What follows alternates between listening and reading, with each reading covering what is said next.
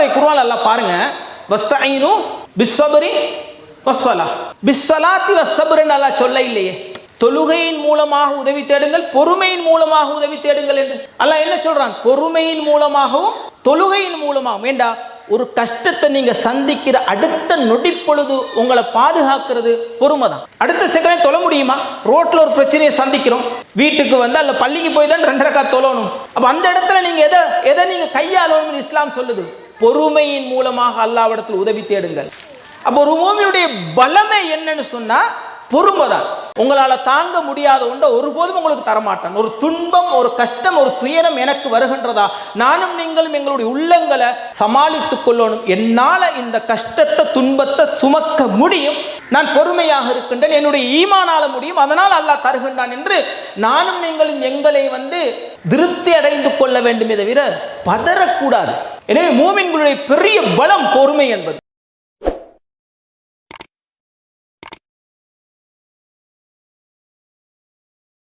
அஸ்ஸலாமு அலைக்கும் வரஹ்மத்துல்லாஹி வபரகாத்துஹு. இன்னல் ஹம்தலில்லாஹ் நஹ்மதுஹு வ நஸ்தஈனுஹு வ நஸ்தக்ஃபிருஹு வ நஊது பில்லாஹி மின் ஷுரூரி அன்ஃபுஸினா வ மின் ஸய்யிஆத்தி அஅமாலினா. من يهده الله فلا مضل له ومن يضلل فلا هادي له. أشهد أن لا إله إلا الله وحده لا شريك له وأشهد أن محمدا عبده ورسوله أما بعد. فقد قال الله سبحانه وتعالى: يا أيها الذين آمنوا اتقوا الله حق تقاته ولا تموتن إلا وأنتم مسلمون. إن أصدق الحديث كتاب الله وخير الهدي هدي محمد صلى الله عليه وسلم وشر الأمور محدثاتها وكل محدثة بدعة وكل بدعة ضلالة وكل ضلالة في النار. கண்ணியத்திற்கும் மரியாதைக்கும் உரிய எல்லாம் வல்ல அல்லாஹ்வின் அடியார்களே, புனிதம் நிறைந்த ஈதுல் அத்ஹா பெருநாளை கொண்டாடி கொண்டிருக்கின்ற இந்த நல்ல சந்தர்ப்பத்திலே இப்ராஹிம் நபி, மனைவி ஹாஜரா அம்மையார், மகன் இஸ்மாயில் அலைஹிஸ்ஸலாம் அவர்களுடைய தியாகங்களை நினைவுபடுத்தக்கூடிய ஒரு நாளிலே நானும் நீங்களும் இருக்கின்றோம். திருமறை குர்ஆனிலே அல்லாஹ் பேசுகின்ற போது, ஃபலம்மா பலக மஅஹு ஸஅய, இஸ்மாயில் அலைஹிஸ்ஸலாம் அவர்கள் ஒரு வயதை அடைந்த அந்த சந்தர்ப்பத்தில் இப்ராஹிம் நபி இஸ்மாயில் அவர்களிடத்துல போய், இன்னி அரா ஃபில் மனாமி அன்னி அஸ்பஹுக, கனவுல உங்களை அறுத்து பலியிடுவதாக நான் பார்த்தேன், ஃபந்துர் மாதா தரா, மகனே நீங்க என்ன நினைக்கிறீங்கன்னு கேட்குறாங்க. அப்ப இஸ்மாயில் அலைஹிஸ்ஸலாம் வாப்பாவை பார்த்து சொல்றாங்க, யா அபதிஃப் அல் மா துஉமர், உங்களுக்கு என்ன கட்டளை வந்துடுச்சோ அந்த கட்டளையை நீங்க நிறைவேற்றுங்க வாப்பா.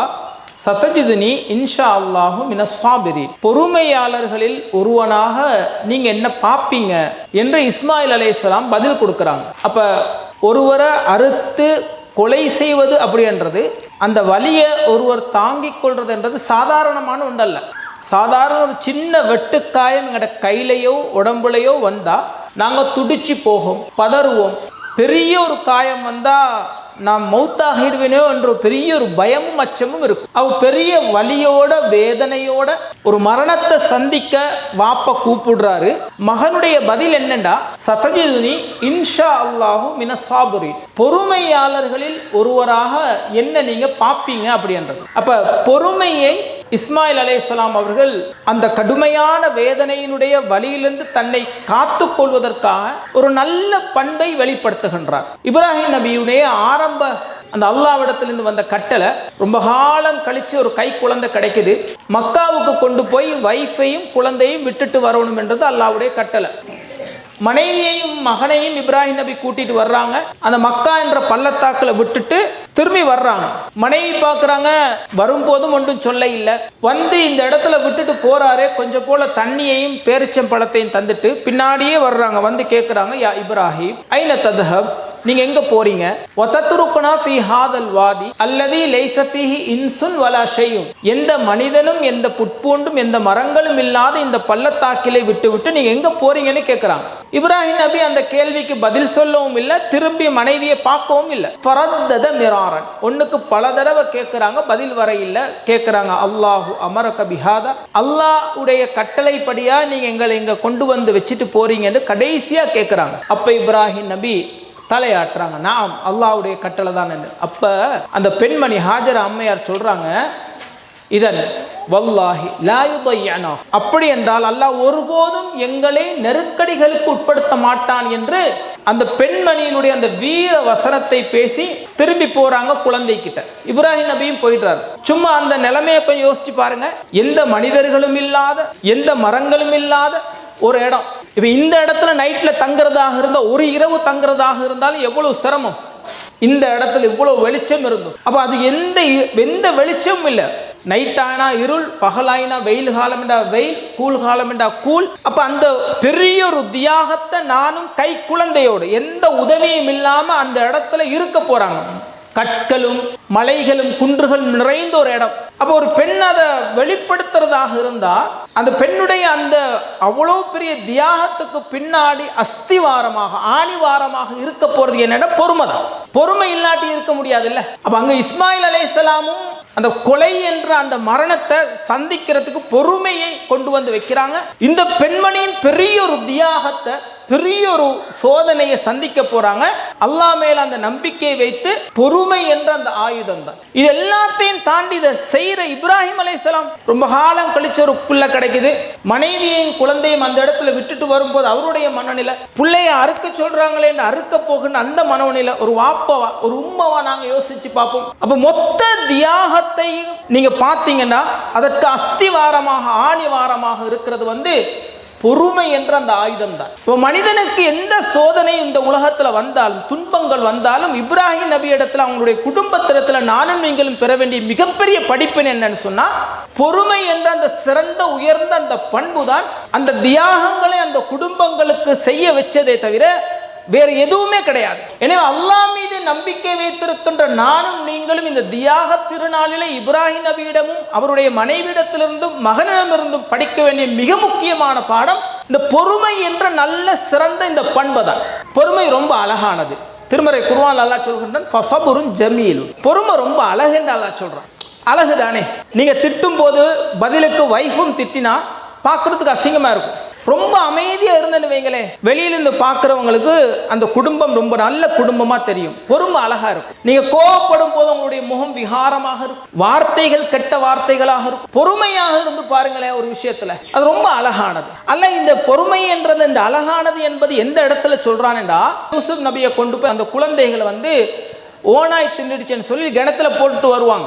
அந்த சந்தர்ப்பத்தில் அடுத்த கணமே யாக்கூப் நபி சொல்கின்ற வார்த்தை, ஃபஸபுருன் ஜமீலுன் வல்லாஹுல் முஸ்தஆனு அலா மா தஸிஃபூன்.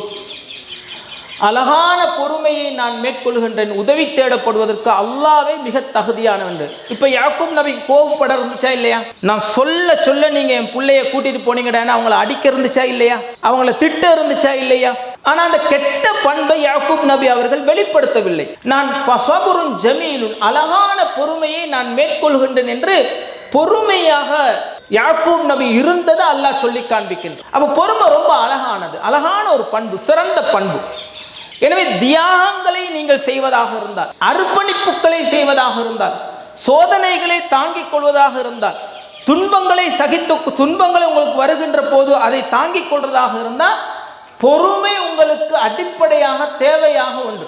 இன்னைக்கு நாங்கள் பொறுமையை இழந்தது, எவ்வளவு பிரச்சனைகளை நாங்கள் சந்திக்கிறோம். குடும்பத்தில் பெண்களாக இருந்தால் கணவன் மூலமாக, ஆண்களாக இருந்தால் பொருளாதார ரீதியாக மனைவி மூலமாக பல சோதனைகளை, துன்பங்களை நாங்கள் எங்கள் வாழ்க்கையிலே சந்திக்கின்றோம். இந்த துன்பங்களுக்கு அந்த சந்திக்கின்ற போது அதை தாங்கிக் கொள்ளக்கூடிய மனப்பாங்கு ஒரு மனிதனுக்கு வர வேண்டுமானால் பொறுமை இருக்க வேண்டும். லுக்மான் அலைஹிஸ்ஸலாம் தன் மகனுக்கு பல அறிவுரைகளை சொன்னார்கள். அதில் ஒரு அறிவுரையாக வஸ்பிர் அலாமா அசாபக், உங்களுக்கு சோதனை வருகின்ற போது, துன்பங்கள் வருகின்ற போது நீங்கள் பொறுமையாக இருங்கள் என்று சொல்லி காட்டுகின்றார்கள் நபி அவர்கள். அல்லாஹ்வை நம்பிக்கை கொண்ட, மறுமையை நம்பிக்கை கொண்ட மூமின்களுடைய ஒரு சிறந்த பண்பாக சொல்லுகின்ற போது ரசூல் ஸல்லல்லாஹு அலைஹி வஸல்லம் அவர்கள் சொல்கின்றார்கள், எனக்கு மூமின்களை பார்க்கின்ற போது நான் ரொம்ப ஆச்சரியப்படுகின்றேன். அஜபல் லி அம்ரில் முஃமின், ஒரு மூமினை பார்க்கும் போது, மூமின்டா அல்லாஹ்வையும் மறுமை நாளையும் நம்பிக்கை கொண்டவர்களை பார்க்கின்ற போது நான் ரொம்ப ஆச்சரியப்படுகின்றேன். வலைஸ ஸாக லி அஹதின் இல்லா லி முஃமின், இப்படி ஒரு மூமினை பார்த்து தான் எனக்கு ஆச்சரியப்படவும் முடியும், வேற யாரும் பார்த்து ஆச்சரியப்பட முடியாது. ஏன் என்று சொன்னா, இன் அஸாபத்து தர்ரா, அவனுக்கு ஒரு கெட்டதி, தீங்கு, துன்பம் வருகின்ற போது ஃபஸபர், அவன் பொறுமையாக இருக்கின்றான், பதற மாட்டான், தடுமாற மாட்டான், நடுங்க மாட்டான். அப்ப ஒரு மூமின் இடத்துல மிகச்சிறந்த உயர்ந்த பண்பாக பார்த்து ஆச்சரியப்படக்கூடிய ஒரு பண்பாக நபிகள் நாயகம் ஸல்லல்லாஹு அலைஹி வஸல்லம் அவர்கள் சொல்கின்ற ஒரு பண்பு பொறுமை என்ற பண்பு. அப்ப இந்த பண்பை நானும் நீங்களும் எங்களுடைய வாழ்க்கையில எடுத்து நடக்கணும். பொறுமை என்ன, எப்படி எடுத்து நடக்கிறது? ஒரு கஷ்டம் துன்பம் வருது, நாங்க கோபத்துல பேசுறோம், சொல்றது எல்லாத்தையும் சொல்லிடுறோம், அதுக்கப்புறம் என்ன, வேற வழியே இல்லை, பொறுமையாத்தான் இருந்தாகணும் என்று பொறுமையா இருக்கிறோம். இல்லை, இது பொறுமை இல்லை, இது பொறுமை இல்லை. நாங்க பொறுமையை இழந்துட்டோம், அதனால தானே நடுங்கினோம், அதனால தானே வார்த்தையை பிரயோகம் பண்ணோம், ஒரு பயம் வந்துச்சு. இல்லை, பொறுமை என்னன்றதுக்கு 2-3 சம்பவங்கள் இருக்குது. சூரத்துல் கஹஃப்ல மூசா நபியுடைய ஒரு வரலாறு அல்லாஹ் சொல்றான். இல்ல, ஹிதர் அலைஹிஸ்ஸலாம் அவர்களை சந்திக்கும் போது அவர் மூசா நபியை பார்த்து சொல்லுவாராம், குர்ஆன்ல அல்லாஹ் சொல்லி காண்பிக்கின்றான். நான் உங்ககிட்ட சில விஷயங்கள் படிக்கணும்ப்பா. அந்த நல்லவர் சொல்லுவார் மூசா நபியை பார்த்து, நீங்க பொறுமையா இருக்க மாட்டீங்க. இல்லை, நான் பொறுமையா இருப்பேன். போறாங்க, போகும்போது கப்பல்ல ஓட்ட போடுறாங்க. அடுத்த செகண்ட் மூசா நபி கேட்குறாங்க, நல்லா இருந்த கப்பலையே ஓட்ட போட்டீங்கன்னு. நியாயமான கேள்வி. ஆனா அந்த நல்ல மனிதர் என்ன சொன்னாரு, நான் அப்பவே சொன்னேன்ல, நீங்க பொறுமையா இருக்க மாட்டீங்க. பொறுமையினுடைய அளவு போல அல்ல எனக்கும் உங்களுக்கும் கற்றுத்தருகின்றான். நியாயமான ஜஸ்ட் ஒரு வார்த்தை தான் கேட்குறாங்க, பொறுமையை இழக்கிறாங்க. ஒரு சின்ன பையனை களத்தை நெசுக்கி கொள்றாங்க. அடுத்த செகண்ட் கேட்குறாரு, ஏன் அவரை கொண்டீங்கன்னு சொல்லி. நியாயமான கேள்வி. அவங்க என்ன சொல்றாங்க, பொறுமையை இழந்துட்டீங்க. 3ஆவதா ஒரு ஊருக்கு போய் சாப்பாடு கேட்குறாங்க, சாப்பாடு கொடுக்கல. அந்த ஊரில் ஒரு செவரு கீழே விழுகிற மாதிரி இருக்குது, முக்கு கொடுக்குறாங்க. மூசா நபி கேட்குறாங்க, இதுக்கு கூலியாக சாப்பாடு கேட்கலாமே. அப்போ அவங்க சொல்கிறாங்க, ஃபிராக்கு பை, நானும் நீங்களும் பிரிஞ்சிடுவோம், என்னடா நீங்கள் பொறுமையாக இருக்க மாட்டீங்க அப்படின்னு சொல்லி அதுக்கப்புறம் 2 பேரும் பிரிஞ்சிடுறாங்க. பொறுமையினுடைய அளவுகோலை அல்லாஹ் சொல்லி காண்பிக்கின்றான். நபி அவர்கள் ஒரு நாள் ஒரு ஜனாசாவை கடந்து போகிறாங்க. ஒரு பெண்மணி அழுதுகிட்டு இருக்கிறாங்க. ரசூலுல்லாஹ் அந்த பெண்ணை பார்த்து சொல்கிறாங்க, அழாதீங்க, பொறுமையாக இருங்க என்று. அந்த பெண்மணிக்கு அல்லாஹ்வுடைய தூதர் என்று தெரியல. அந்த பெண்மணி திரும்பி சொல்கிறாங்க, எனக்கு ஏற்பட்ட துன்பம் உங்களுக்கு ஏற்பட்ட வழங்கும் அப்படின்னு சொல்லி. பிறகு ரசூலுல்லாஹ் அங்கே போனதுக்கு அப்புறம் சஹாபாக்கள் சொல்கிறாங்க, அது அல்லாஹ்வுடைய தூதர் என்று. அந்த பெண்மணி அல்லாஹ்வுடைய தூதர் யா ரசூலல்லாஹ், நீங்கள் அல்லாஹ்வுடைய தூதர் என்று தெரியாது, நான் சொல்லிட்டேன். அப்போ ரசூலுல்லாஹ் சொல்கிறாங்க, பொறுமைக்கான டெஃபினேஷனை சொல்கிறாங்க, வரைவிலக்கணத்தை. அஸ்ஸபுரு இன்த ஸதமத்தில் ஊலா. பொறுமை, இப்போ நீங்கள் எனக்கு திட்டி எல்லாம் செஞ்சதுக்கு அப்புறம் அதுக்கப்புறம் மன்னிப்பு கேட்குறீங்கல்ல, இது பொறுமை அல்ல. எப்போ ஒரு துன்பம் கஷ்டம் வருகின்றதோ அடுத்த செகண்டே நீங்கள் பொறுமையாக இருப்பது, அதுதான் பொறுமை அப்படியே ரசூலுல்லாஹ் சொல்லி கொடுக்குறாங்க.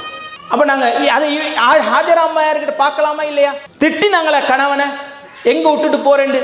மகன் இஸ்மாயில் கிட்ட பார்க்கணுமா இல்லையா? வாப்பா நீங்கள் கலத்தை வெட்டி கொல்ல போறீங்களா? கொல்லுங்க வாப்பா, நான் ரெடியா இருக்கிறேன், நான் பொறுமையாக இருக்கிறேன். அப்ப பொறுமை என்னன்னா, எப்போ ஒரு துன்பத்தை, ஒரு துயரத்தை, ஒரு கஷ்டத்தை நானும் நீங்களும் சந்திக்கின்றோமோ அல்லாஹ்வுக்காக அடுத்த செகண்டே வாய்களால எந்த வார்த்தைகளையும் வெளிப்படுத்தாமல், செயல்களால எதையும் வெளிப்படுத்தாமல், தொடை நடுங்கிகளாக மாறாமல், நான் பொறுமை என்ற இந்த நல்ல பண்பை, நல்ல குணத்தை என்னிடத்தில் கொண்டு வருகின்றேன் என்று எவர் கொண்டு வருகின்றாரோ அவர்தான் பொறுமையாளி, அவர்தான் அந்த தியாகங்களை செய்ய முடியுமான ஒரு மனிதராக மாறுவார் என்பதை இஸ்லாம் எனக்கும் உங்களுக்கும் வழிகாட்டுகின்றது பார்க்கலாம். சில அடிப்படைகள் இருக்குது இஸ்லாத்துல, அதை நானும் நீங்கள் ஆழமாக மனசுல வச்சுக்கொள்ளும். மறந்து எந்த மௌத் வரைக்கும் நாங்கள் மறக்க கூடாது. லா யுகல்லிஃபுல்லாஹு நஃப்ஸன் இல்லா உஸ்ஆஹா. ஒரு மனிதனை எவ்வளவு அவனால தாங்க முடியுமோ ஒரு ஆத்மாவால அவ்வளவுதான் அல்லாஹ் தருவான், அதுக்கு மேல தரமாட்டான். ரசூலுல்லாஹ் என்ன சொல்றாங்க, உலகத்திலே அதிகம் சோதிக்கப்பட்டவர்கள் உலுல் அஸ்ம், அந்த நபிமார்கள். அதுக்கப்புறம் ஈமான்ல அடுத்தடுத்த தரத்தில் உள்ளவங்க சோதிக்கப்பட்டாங்க. அப்படின்னா உங்களோட ஈமானுக்கு ஏற்ற சோதனை உங்களால முடியுமானது தான் அல்லாஹ் தருவானே தவிர உங்களால தாங்க முடியாத ஒன்றை ஒருபோதும் உங்களுக்கு தரமாட்டான். ஒரு துன்பம், ஒரு கஷ்டம், ஒரு துயரம் எனக்கு வருகின்றதா, நானும் நீங்களும் எங்களுடைய உள்ளங்களை சமாளித்துக் கொள்ளணும். என்னால இந்த கஷ்டத்தை துன்பத்தை சுமக்க முடியும், நான் பொறுமையாக இருக்கின்றேன், என்னுடைய ஈமானால முடியும், அதனால் அல்லாஹ் தருகின்றான் என்று நானும் நீங்களும் எங்களை திருப்தி அடைந்து கொள்ள வேண்டுமே தவிர பதறக்கூடாது. ஊருலகத்துல யாருக்குமே இல்லாத ஒரு சோதனையா எங்களுக்கு வந்துச்சு. ஒவ்வொருத்தருக்கும் வித்தியாசமான சோதனைகள், துன்பங்கள், கஷ்டங்கள் வரும். அப்ப இன்றைய தியாக திருநாள்ல இப்ராஹிம் நபிக்கும் அவருடைய குடும்பத்துக்கும் வந்த கஷ்டமும் அந்த துயரமும் நினைச்சு கூட பார்க்க முடியுமா எங்களால? எங்க மனைவிமார்களால, எங்களோட குழந்தைகளால எப்படி தாங்கினாங்க?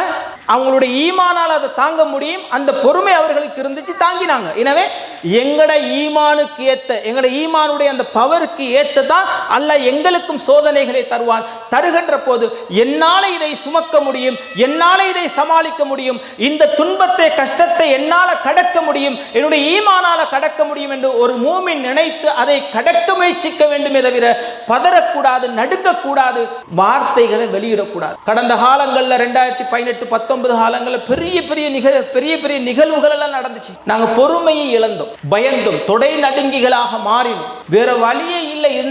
இந்த கஷ்டத்தை துன்பத்தை இலங்கை முஸ்லிம்களாக நாங்க சந்திச்சு தான் ஆக வேண்டும் ஒரு நிலைக்கு நாங்க போனோம். இல்லை, அது பொறுமை இல்லை. பாரத பார்த்துக்கலாம்டா, தூக்கி உள்ள ஜெயில வைக்கிறதே வச்சுது.